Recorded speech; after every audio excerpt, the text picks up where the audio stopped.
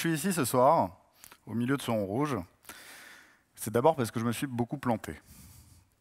J'ai planté ma première startup, la deuxième aussi, la troisième pas encore, mais bon, ça devrait pas tarder. Mes associés, ils flippent là. Et je vais vous dire, quand on met la clé sous la porte d'une boîte, c'est jamais une épreuve très agréable. Mais en entrepreneuriat, c'est normal, c'est classique, c'est même presque souhaitable. Donc si je suis ici, c'est pas pour vous partager comment j'ai fait pour surmonter mes échecs, comment ces échecs m'ont rendu vraiment plus fort. Pas que j'en sois pas persuadé, hein, c'est très vrai.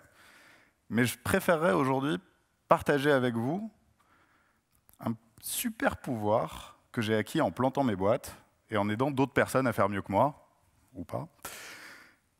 Ce super pouvoir, c'est celui de savoir reconnaître un vrai problème. Bon, vous allez me dire, niveau super pouvoir, c'est pas top. Hein. J'aurais préféré la téléportation, oui, bon, moi aussi. Mais laissez-moi vous donner un petit peu de contexte. Quand on se lance dans l'entrepreneuriat aujourd'hui, beaucoup de gens vous disent qu'il faut fail fast, fail often. Il faut se planter vite, il faut se planter souvent. La théorie derrière ça, c'est que c'est très très difficile de trouver la bonne idée du premier coup, et donc qu'il faut aller le plus tôt possible se confronter à son marché pour apprendre, ajuster le tir, changer complètement de direction s'il faut, et retourner au contact du marché, etc. C'est ce qu'on appelle l'itération. Quand j'ai monté ma boîte, j'ai essayé d'utiliser cette approche. On voulait lancer une plateforme qui permettait à n'importe qui de découvrir des nouvelles choses sur le web. Pourquoi? Parce que les algorithmes de recommandation ont tendance à filtrer ce qu'on voit pour nous montrer plus de choses similaires à ce qui nous intéresse déjà. Et très difficile d'aller au-delà de ces bulles de filtre. Fail fast, on s'est lancé très vite dans le produit, dans le prototypage, on a fait des landing pages, des MVP, du quick and dirty, enfin tous les buzzwords de l'entrepreneuriat. Tellement dirty d'ailleurs qu'on a dû appeler nos 50 premiers utilisateurs pour leur expliquer où il fallait cliquer sur l'interface. Et puis on a eu une centaine, 200, 500, 1000 utilisateurs. À chaque fois, on essayait de vraiment comprendre ce qui les intéressait dans la plateforme. On a changé complètement d'approche pour une deuxième version. Et puis on s'est rendu compte de quelque chose. C'est que même nos utilisateurs les plus fidèles revenaient de moins en moins souvent sur la plateforme, voire plus du tout. Et quand on leur demandait pourquoi, ils nous disaient « Ah non, mais c'est super, hein, c'est super intéressant, c'est fun, je trouve du contenu que je trouve vraiment pas autre part, mais je préférerais qu'on reste amis, quoi. » En fait, ils en avaient juste pas besoin. Et je me suis rendu compte que on peut itérer longtemps, en fait, dans le vide, si le point de départ n'est pas bon. Et l'inconvénient, c'est quand on dit fail fast, fail often à un entrepreneur, on le dédouane un peu de chercher ce bon point de départ dès le début. Parce qu'on se dit qu'on va tomber dessus un peu par hasard, ou il va nous tomber dessus par la magie de l'itération. Donc pour résoudre ça, pour corriger ça, ce que la plupart des entrepreneurs s'accordent à dire, c'est que finalement, l'idée n'a pas de valeur intrinsèque. Ce qu'il faut, c'est se concentrer sur le fait de résoudre un problème. Le vrai pain point, comme on dit dans la Silicon Valley. Le caillou dans la chaussure, celui qui fait mal, celui qui fait saigner. Bon, approche un peu maso de l'entrepreneuriat, mais juste néanmoins. L'inconvénient quand on dit ça, c'est que personne ne vous explique vraiment ce que c'est qu'un problème. C'est comme si vous disiez à quelqu'un qui n'a jamais vu ce que c'est du feu, « Attention, le feu, ça brûle !» mais sans jamais lui décrire à quoi ça ressemble du feu. Il faut dire, c'est pas facile de décrire le feu. Tu sais, c'est un truc qui bouge beaucoup, c'est rouge, enfin non, c'est pas vraiment rouge, c'est plutôt orange, enfin jaune, blanc à des endroits, bleu sur les bords, voire invisible, enfin, c'est pas clair. Eh ben, un bon problème, c'est pareil, c'est très difficile à caractériser. L'inconvénient, c'est que quand vous dites à un entrepreneur que ce qui est important, c'est pas son idée de solution, c'est le problème, pas de souci. Il va inventer le problème auquel répond sa solution.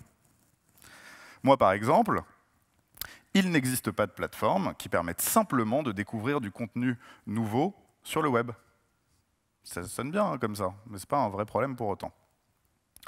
Souvent aussi, ce qu'on fait, c'est qu'on se raccroche à un problème très vaste. Dans ma première boîte, on voulait aider les fumeurs à arrêter de fumer. On avait développé un étui à paquet de clopes connecté qui permettait de suivre sa consommation de cigarettes. Et puis quand on dépassait ses objectifs, clac, il se verrouillait. On nous a dit, non mais concentre-toi sur le problème.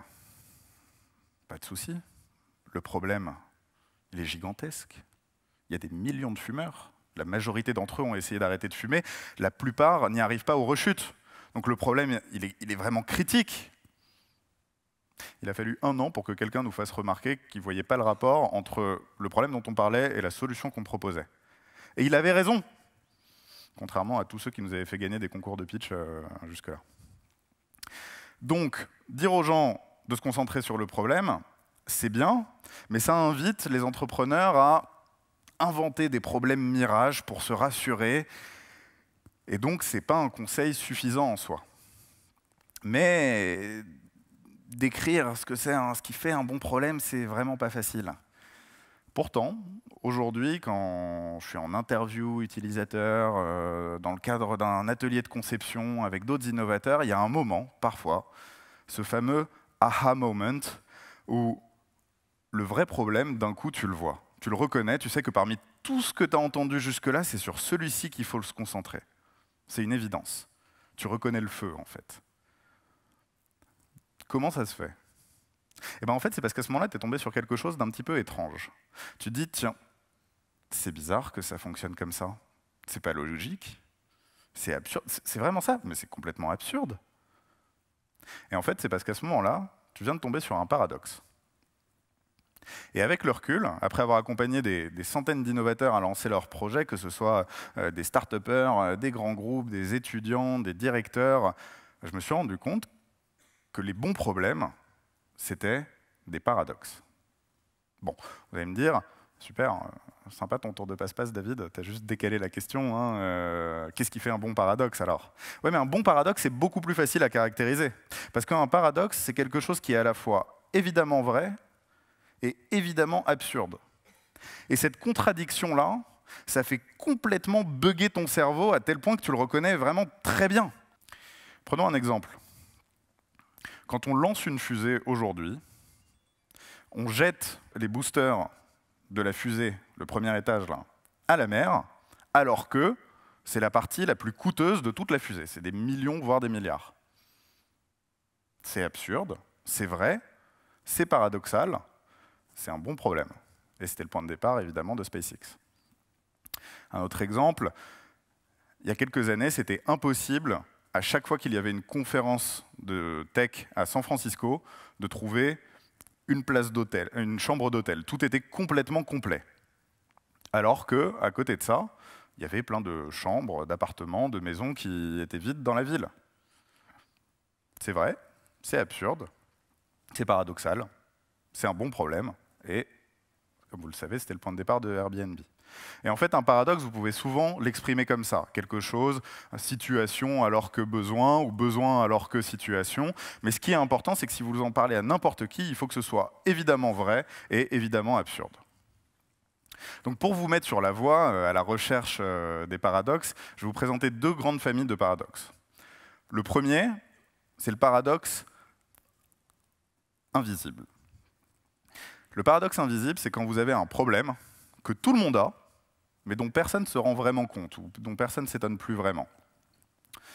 Par exemple, en 2004, à la mi-temps du Super Bowl, Justin Timberlake arrache par mégarde la robe de Janet Jackson et on voit son sein devant la télévision nationale. Là, la planète entière commence à chercher la vidéo du Nipplegate. Impossible de la trouver sur Internet, alors que tout le monde la cherche. Et vous le savez peut-être, c'est comme ça que les fondateurs de YouTube ont eu l'idée de lancer leur plateforme. Et donc, quand vous êtes face à ce genre de paradoxe, pour détecter plutôt ce genre de paradoxe, ce qu'il faut, c'est être très très bon en observation. Il faut réussir à sortir un petit peu de sa posture d'utilisateur et se dire, finalement, est-ce qu'il n'y a pas des choses là qui ne fonctionnent pas comme elles devraient? Il faut être très bon en observation, très bon en écoute, poser beaucoup de questions. Le deuxième type de grand paradoxe, c'est le paradoxe impossible. Cette fois-ci, tout le monde connaît bien le problème. Il est critique, il fait mal, il coûte cher, il fait perdre du temps, il est récurrent, et pourtant, personne ne l'a résolu. Il y a une douzaine d'années, c'était le plein essor des startups et du e-commerce. Tout le monde voulait réussir à monétiser son business en ligne. Mais pour réussir à mettre un simple module de paiement par carte bleue sur son site web, il fallait rentrer dans un process de 6 semaines avec une grande banque, réussir à intégrer du code complètement archaïque, faire travailler une dizaine de personnes, et en plus la banque prenait des frais qui étaient faramineux à des startups qui à ce moment-là n'avaient pas encore d'argent. Et donc ce problème-là, ça a été le point de départ de Stripe, que vous utilisez peut-être tous les jours sans le savoir d'ailleurs. Donc voilà deux grandes familles de paradoxes, peut-être que vous en trouverez d'autres, appelez-moi si c'est le cas. Mais que se passe-t-il quand vous avez l'impression d'avoir trouvé un bon problème, mais pas vraiment de paradoxe pour l'exprimer? Est-ce qu'on peut se dire, bon, c'est pas grave, on va esquiver le conseil de David, là, peut-être. Hein. Mais de mon expérience, c'est souvent que vous avez trouvé un problème qui est très vaste, juste, mais il manque l'endroit où il est suffisamment spécifique, il manque l'endroit où il fait suffisamment mal, il manque peut-être le sous-problème un petit peu plus précis. Si on prend l'invention du portail électrique, qu'on peut contrôler avec une télécommande pour ne pas avoir besoin de sortir de sa voiture, par exemple, si j'essaie de l'exprimer comme un paradoxe, je dois sortir de ma voiture pour ouvrir mon portail alors que c'est pas pratique, c'est pas top. Donc c'est pas un très bon paradoxe. Maintenant, si je vous dis que dans les années 70, l'inventeur du portail électrique, il avait remarqué que dans les mafiosos, le moment où ils risquaient le plus de se faire assassiner, c'était justement quand ils sortaient de leur voiture et que c'était à ce moment-là qu'il y avait le plus d'assassinats. Là, le paradoxe, il commence à être un tout petit peu plus intéressant. Et c'est vraiment comme ça qu'il s'est lancé, il a réglé le problème pour la mafia, et puis ensuite son invention s'est diffusée partout dans le monde. Donc, si vous êtes dans cette situation où vous avez l'impression d'avoir trouvé un problème mais que vous ne trouvez pas le paradoxe, demandez-vous, essayez de soulever le capot, cherchez s'il n'y avait pas un sous-problème plus intéressant ou une cible qui souffre plus que les autres. Peut-être que vous allez me dire, oui, mais bon, dans certains cas, ce n'est pas le problème qui est si critique que ça, c'est juste la solution qui est géniale, qui est une super expérience, et c'est ça la véritable innovation. Alors oui, vous avez raison, ça arrive. C'est une réflexion un peu dangereuse, hein, c'est une pente glissante qui vous amène à monter une plateforme de découverte de contenu qui ne sert à rien. Mais si je pousse la réflexion jusqu'au bout, si ce n'est pas vraiment un problème, pourquoi vous essayez de le résoudre? Parce que ces petits problèmes-là, en fait, en général, ce n'est pas des gros problèmes, c'est plutôt de l'ordre de la friction. Trouver ses clés de voiture, c'est pas pratique, parfois on les perd, je préférais que la voiture s'ouvre toute seule. Ok, d'accord. Mais ces frictions, est-ce qu'il faut vraiment essayer de les résoudre? Parce qu'il y a des frictions négatives, vraiment embêtantes, mais il y a aussi des frictions positives. Prendre le temps de marcher pour aller d'un point A à un point B, ok, ça prend du temps, mais ça m'aère, ça me permet de faire de l'exercice. Faire à manger tous les soirs, parfois c'est un petit peu ennuyeux, on a la flemme, mais d'un autre côté, ça nous permet de savoir de ce qu'on met dans notre assiette déjà, mais puis surtout d'apprendre des recettes, pouvoir les transmettre par la suite. Et à force de vouloir résoudre toutes ces frictions, et même ces frictions positives, en fait, on perd la valeur ajoutée de ces frictions. Et quand on lance une innovation, on s'intéresse beaucoup, en général, aux bénéfices concrets ou aux problèmes qu'on résout, mais on s'intéresse rarement aux problèmes qu'on a pu créer derrière et aux bénéfices qu'on avait, qu'on a perdus, les valeurs perdues de ces frictions positives. Et à force de supprimer des frictions positives, à force de se faire livrer de la nourriture à domicile, à force d'aller en trottinette plutôt que de marcher, est-ce que, in fine, on ne finirait pas comme les humains dans Wall-E qui sont avec leur fauteuil volant et peuvent commander leur soda XXL en un clic sur leur petite plateforme. Tout ça pour vous dire, si vous lancez une startup, si vous lancez une innovation, s'il vous plaît, ne faites pas comme moi. Prenez le temps, surtout au début, n'allez pas trop vite. Prenez le temps de chercher le vrai problème, cherchez le paradoxe, et si vous le trouvez, demandez-vous s'il faut vraiment le résoudre. Merci.